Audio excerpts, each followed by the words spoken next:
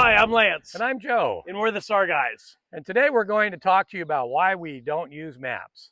Don't use maps. What's up with that, Joe? Well, we don't use paper maps. Okay.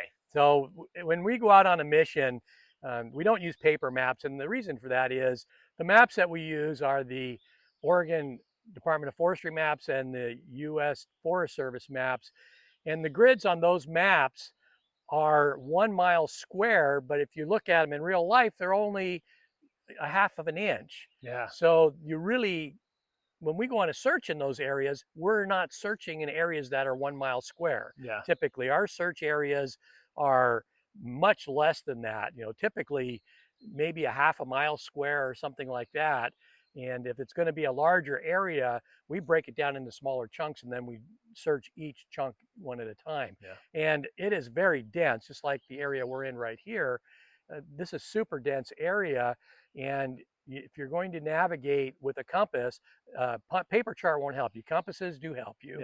Yeah. But more than a paper chart, what works much better for us is for us to use our GPS unit. So I have a Garmin unit here, Yeah. and we also use CalTopo, and actually that's become the main thing that we use to navigate. And we do that because of a lot of the search functions. The go-to function on our GPSs helps us get to a certain area, and on CalTopo we can actually watch our tracks so we know we're properly covering an area.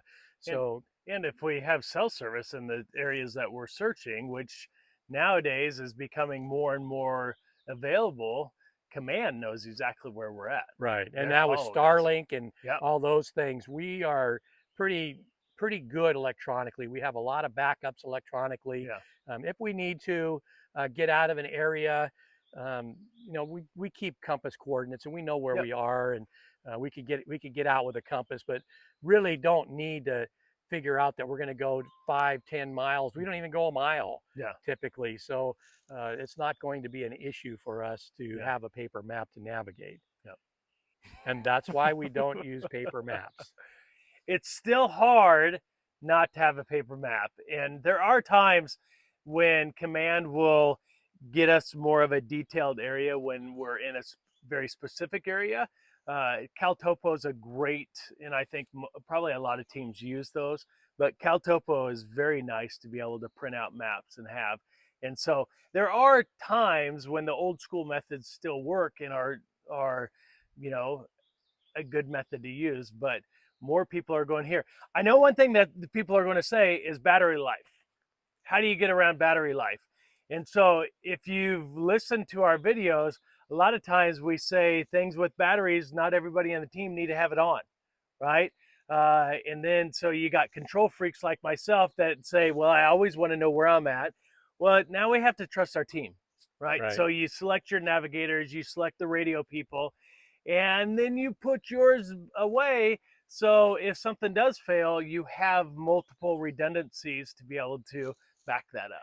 Right. And the the battery life is an issue with our phones. Absolutely. Not typically with our No. GPSs. GPSs are usually, this one here, I've had it on for 10, 12 hours and not been an issue. Don't keep looking at it. Yeah. Let it go to sleep and turn the screen off. And then Yeah. there's some functions you can do on it that make it preserve the battery life. But on our phones, 2-3 hours, Yeah. if you're fully charged when you Yeah. go out on the search, because a lot of Absolutely. our searches are in the evening.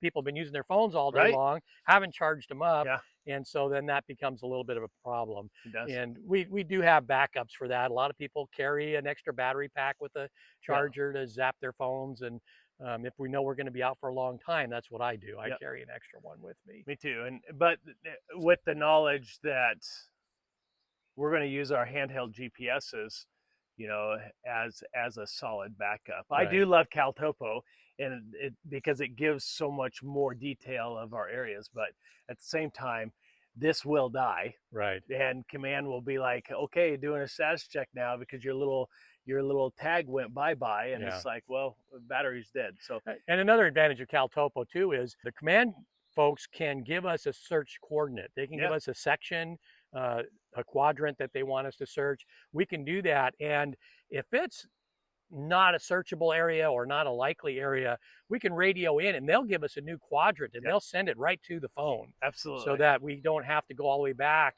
especially if we're a ways away from the command trailer, especially if we're up or down in Yeah, elevation. That really eliminates the need for us to have paper charts, and we're not ever out for more than 4 or 5 hours yeah, typically, and not more than a mile or so away from command. yeah. So that just works for us. And that's our team. And I know Right. there's teams that are out there for days, and you know, I take my hat off to you because you put in a lot of work. Where our searches are, it's just different types of searches. So please research out, as we always say, and know what's best for you and the missions that you go on to make sure that you're safe and that we're, helping the people that we're set out to help. Okay, we hope you found this information useful and just about our team. And it might be similar for yours if you've been printing out maps and carrying maps and trying to use them in the rain and everything, and you realize you really haven't been using them. Maybe it's time to not take that extra time and effort to try and deal with those things. Absolutely. So we'll see you out on the trail.